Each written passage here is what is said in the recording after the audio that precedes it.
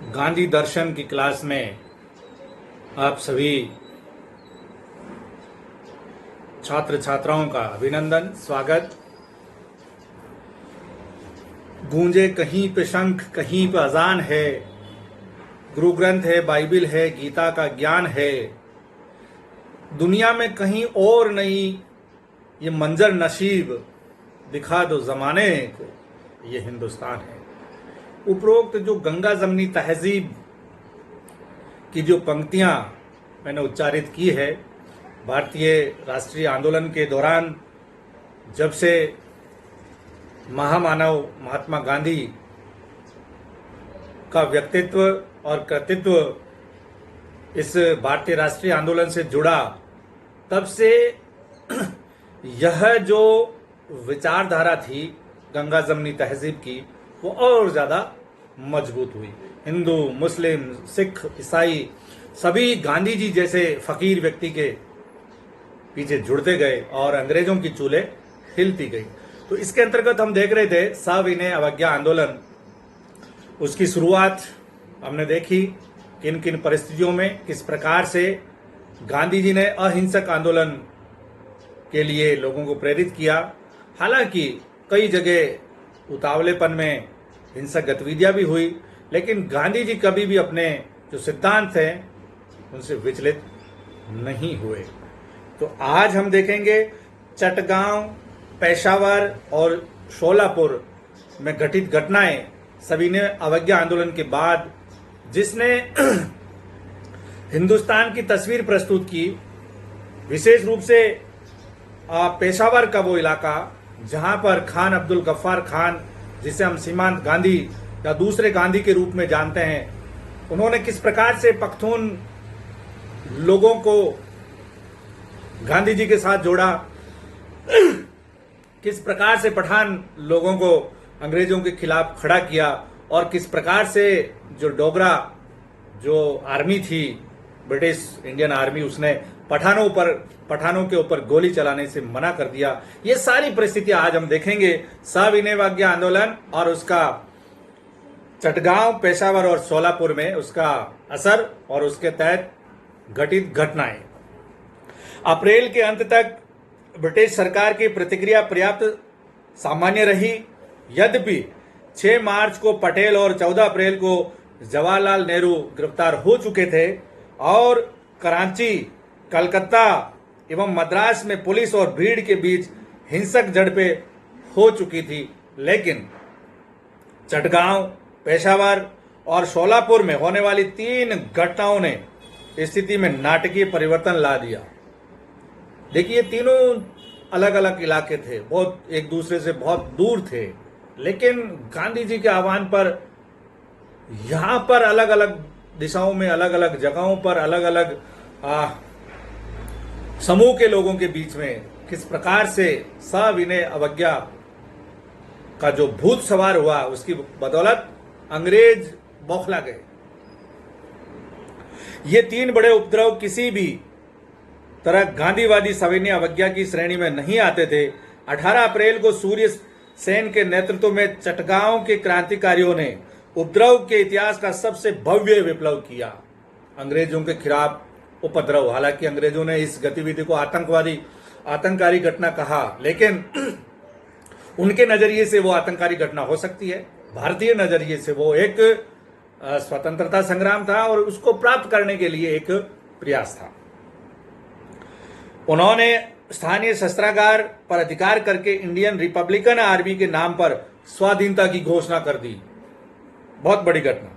और 22 अप्रैल को जलालाबाद की पहाड़ी पर एक शौर्यपूर्ण लड़ाई लड़ी, जिसमें 12 क्रांतिकारी मारे गए, 12 लोग मारे गए। यद्यपि इस कार्रवाई का गांधी जी के तरीकों से दूर दूर तक भी कोई नाता नहीं था, फिर भी शस्त्रागार पर अधिकार करते समय क्रांतिकारियों का नारा था, गांधी जी का राज आ गया है।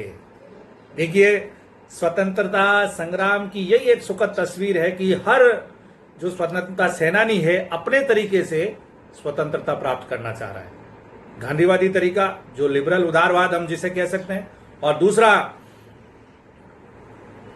क्रांतिकारी तरीका जिसके तहत हिंसक शस्त्र उठा करके विरोध करना। तो सबका अपना अपना योगदान था, लेकिन फिर भी मन में गांधी थे, गांधी जी का राज आ गया है। चटगांव की घटना तो मानो बंगाल में उपद्रव की तेज लहर का श्रीग्रहण थी, जहां केवल 1930 में 56 घटनाएं दर्ज हो गई। चटगांव का जो उपद्रव था, या जो वहां पर एक अंग्रेजों की नजर में एक आतंककारी घटना हुई थी, वो तो एक ऐसा उदाहरण था कि 1930 में ही सारे बंगाल में इतनी घटनाएं हो गई जो 10 सालों में नहीं हुई। तो इसलिए हम कह सकते हैं कि गांधी जी का जो व्यक्तित्व था उससे प्रभावित होकर के लोग स्वतंत्रता आंदोलन में जुड़े, लेकिन वो धैर्यशील नहीं रह पाए और धीरे धीरे वो ऐसी हिंसक गतिविधियों में जुड़ने लगे। जबकि 1919 से 29 के पूरे दशक में केवल 47 वारदातें ही दर्ज हुई थी। इनमें 8 दिसंबर को कलकत्ता में राइटर्स बिल्डिंग में स्थित सरकारी मुख्यालय पर बोला जाने वाला शानदार धावा भी शामिल था। पंजाब में हिंसप्रस्त भी अत्यंत सक्रिय हो उठा था। वहां से 1930 में 26 वारदातें दर्ज की गई। यानी देश के विभिन्न हिस्सों में दूर दराज में गांधी जी के आह्वान पर सविनय अवज्ञा आंदोलन के साथ लोग भारी मात्रा में जुड़ रहे थे। अंग्रेजों की दृष्टि से और भी अधिक घबराहट की बात थी पेशावर में जन आंदोलन। पेशावर पश्चिमोत्तर सीमा प्रांत की राजधानी था, जो सदा से एक नाजुक सीमा क्षेत्र रहा था। पेशावर के निकट उस्मान जाई के समृद्ध ग्राम प्रधान के बेटे अब्दुल गफ्फार खान ने अपने पठान बंधुओं के बीच 1912 से ही शिक्षा एवं सामाजिक सुधार संबंधी कार्य आरंभ कर दिए थे। उन्होंने क्रमशः देवबंद के मुस्लिम राष्ट्रवादी समूह, खिलाफत आंदोलन और अमीर अमानुल्लाह से प्रेरणा ग्रहण की। अमानुल्लाह एक अफगान बादशाह थे जिनका तख्ता उनकी प्रगतिशील और सोवियत समर्थक नीतियों के कारण 1928 में पलट दिया गया था। 1920 के दशक में के मध्य में बादशाह खान के नाम से मशहूर होने वाला गफ्फार खान ने मई 1928 में पश्तो भाषा का पहला राजनीतिक मासिक पत्र पख्तून निकाला। अगले वर्ष उन्होंने खुदाई खिदमतगार नाम से एक स्वयंसेवक दल का गठन किया जो लाल कुर्ते पहनता था, क्योंकि गांवों के दौरों के दौरान ये कम गंदे होते थे। लाल कुर्ती दल 1929 तक गफ्फार खान गांधी जी के एक श्रद्धालु शिष्य बन चुके थे। अहिंसा के आदर्श के कारण पठानों के पारंपरिक खूनी झगड़े भी कम होने लगे और दूसरी जगहों पर भी आंतरिक सामाजिक तनावों का बढ़ना कुछ रुक सा गया था। कारण यह था कि छोटे और मंझोले जमींदार, काश्तकार, गरीब किसान और खेत मजदूर सभी खुदाई खिदमतगारों में शामिल हो गए। तो ये एक सकारात्मक सोच खान अब्दुल गफ्फार खान की गांधी जी के प्रति श्रद्धा के कारण उत्पन्न हुई और सारे पख्तून, पठान सब उनके साथ में जुड़ते गए। ये कबीलाई संस्कृति के लोग आपस में झगड़ते थे, लेकिन अब उनमें वो झगड़े भी कम होने लगे। गफ्फार खान लाहौर कांग्रेस में पठानों का एक बड़ा दस्ता लेकर के शामिल हुए। इसके बाद खुदाई खिदमतकारों की संख्या तेजी से बढ़ती गई। लाहौर कांग्रेस में खुद पहुंच गए पूरी भीड़ के साथ में। 6 महीनों में ही ये संख्या 500 से बढ़कर के 50,000 हो गई। देखिए आप खान की ताकत और कांग्रेस में उनका विश्वास, गांधी जी में इन पख्तूनों का विश्वास। 5 मई 1930 की एक सरकारी विज्ञप्ति में यह भी कहा गया था कि पेशावर के आसपास के गांव में नौजवान भारत सभा की एक स्थानीय शाखा कुछ कम्युनिस्ट गतिविधियां चला रही है। यानी नौजवान भारत सभा जो उत्तरी भारत का एक सक्रिय दल था, वो डेट पेशावर तक जहां पहुंची थी। 23 अप्रैल को गफ्फार खान और कुछ अन्य नेताओं की गिरफ्तारी के फलस्वरूप पेशावर में भारी जन उबार आया। भीड़ किस्सा कहानी बाजार में 3 घंटों तक बख्तरबंद गाड़ियों एवं तेज गोलाबारी के आगे डटी रही। सरकारी सूचना के अनुसार इस घटना में 30 लोग मारे गए थे, किंतु गैर सरकारी आंकलन के अनुसार 200-250 से भी ज्यादा लोग वहां पर मारे गए थे। गढ़वाल राइफल्स की एक टुकड़ी ने गढ़वाल राइफल्स की एक टुकड़ी के हिंदू सिपाहियों ने मुसलमानों की भीड़ पर गोली चलाने से इनकार कर दिया। यह थी भारत के प्रति लोगों की वफादारी, गंगा जमनी तहजीब के लिए अपना जो समर्पण। बाद में कोर्ट मार्शल का सामना करते हुए उनका कोर्ट मार्शल कर दिया गया। कोर्ट मार्शल का सामना करते हुए इन सिपाहियों ने साफ कहा था, हम अपने निहत्थे भाइयों पर गोली नहीं चलाएंगे क्योंकि भारत की सेना बाहरी शत्रु से लड़ने के लिए है, तुम चाहो तो हमें गोली से उड़ा दो। तो यह थी स्वतंत्रता की आग जो बच्चे बच्चे में जल रही थी। और इसका मुख्य किरदार थे महात्मा गांधी।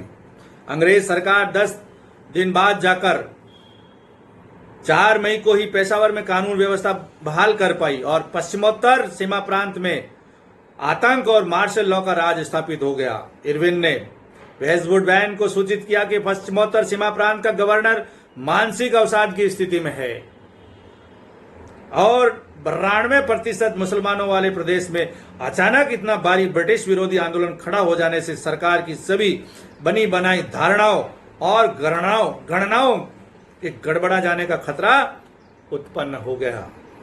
यद्यपि गफ्फार खान का अपना आंदोलन पेशावर, कोहट, बन्नू, डेरा इस्माइल और हजारा के बसे बसाए जिलों तक ही सीमित था, मगर 1930 के उत्तरार्ध में कबायलियों के हमले हुए थे जिन्हें विफल करने के लिए डटकर हवाई बमबारी की गई।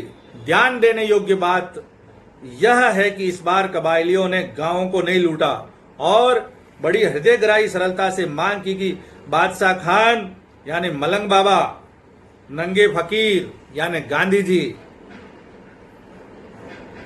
और इनकलाब को रिहा कर दिया जाए। इनकलाब जिंदाबाद के नारे लगते थे तो कबायली सोचते थे कि इनकलाब भी कोई स्वतंत्रता सेनानी है तो इनकलाब को भी आजाद किया जाए और नंगे बाबा, मलंग बाबा यानी गांधी जी के साथ साथ में खान अब्दुल गफ्फार खान को भी रिहा कर दिया जाए। महाराष्ट्र के औद्योगिक नगर शोलापुर में गांधी जी के गिरफ्तार होने की खबर पाकर कपड़ा मिलों के मजदूरों ने 7 मई को हड़ताल कर दी। भीड़ ने, जिसमें मिल मजदूर थे, शराब की दुकानें जला डाली और पुलिस चौकियों, न्यायालयों, नगर निगम के भवन और रेलवे स्टेशन पर हमला कर दिया। 16 मई के बाद मार्शल लॉ लगाकर ही स्थिति को नियंत्रण में लाया जा सका। हालांकि शराब की सभी दुकानों में लोग घुसे हुए थे, मगर लोगों के नशा करने की एक भी घटना सामने नहीं आई।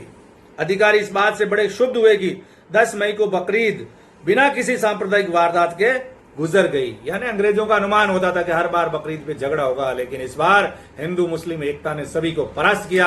अंग्रेजों की जो सोच थी वो यहाँ पर नाकारा साबित हुई, गलत साबित हुई और बकरीद के ऊपर किसी प्रकार का कोई झगड़ा नहीं हुआ। शराब की दुकानें लोगों ने लूटी लेकिन शराब नहीं पी। तो ये था एक कृषकाय व्यक्ति गांधी जी के प्रति लोगों का समर्पण।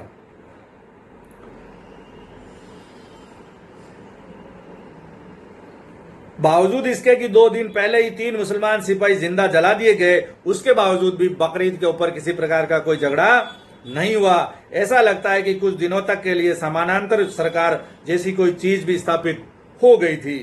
कांग्रेस के स्वयंसेवक यातायात का संचालन कर रहे थे और मुझे बताया गया कि डिस्ट्रिक्ट मजिस्ट्रेट से लेकर नीचे तक के अधिकारियों की नियुक्ति की गई है। ये 13 मई की एक रिपोर्ट जो है सोलापुर के डिस्ट्रिक्ट मजिस्ट्रेट ने दी थी, उसमें ये सारी चीजें लिखी गई थी। ध्यान देने योग्य बात यह कि सोलापुर के उपद्रव में प्रमुख रूप से भाग लेने वाले कामगार वर्ग सविनय अवज्ञा आंदोलन के प्रारंभिक दिनों में कुछ अन्य केंद्रों में भी पर्याप्त सक्रिय रहे थे। इसकी मिसालें हैं कराची की गोदी मजदूरों, मद्रास में चुलाई मिल के हड़ताली कामगारों और कलकत्ता के देसावरी यातायात कर्मचारियों और वजवज की मिलों के कामगारों की पुलिस के साथ तब की झड़पें जब अप्रैल के मध्य जवाहरलाल और 4 मई को गांधी जी को गिरफ्तार कर लिया गया था। ये सब हुआ इसके बावजूद कि 11 सूत्री मांग पत्र में और कांग्रेस की आम नीति में कामगार वर्ग की विशिष्ट शिकायतों की पूर्ण अवहेलना की गई थी और अपनी नई अति वामपंथी नीति के कारण कम्युनिस्ट भी सविनय अवज्ञा आंदोलन से प्राय अलग ही रहे। तो इस प्रकार से हम देखते हैं कि किस प्रकार से सविनय अवज्ञा आंदोलन की आग संपूर्ण देश में भड़क गई और इसमें बहुत सारी ऐसी घटनाएं हुई जो हिंसक थी, लेकिन इसके पीछे मानसिकता केवल अंग्रेज सरकार को हटाना था और अंग्रेजों की जो विशेष नीति थी फूट डालो और राज करो, हिंदू मुस्लिम को लड़ाने की, वो नीति यहां पर विफल होती नजर आ रही है। यहां पर खान अब्दुल गफ्फार खान जो सीमांत गांधी के नाम से प्रसिद्ध है, जिन्हें बाद में भारत रत्न भी दिया गया, उनका जो व्यक्तित्व है, उनका जो कृतित्व है, उनके जो कार्य है, वो वाकई हिंदू मुस्लिम एकता को और मजबूत करने के लिए यहाँ पर बहुत कारगर साबित होते हैं। और गांधी जी का एक स्तंभ सीमांत प्रांत पेशावर में हमें नजर आता है, जो वाकई गांधी जी का एक श्रद्धालु के रूप में उनमें आस्था रखता है। तो आज के लिए बस इतना ही। Professor Jalaluddin Kathar, SD government college, Beawar.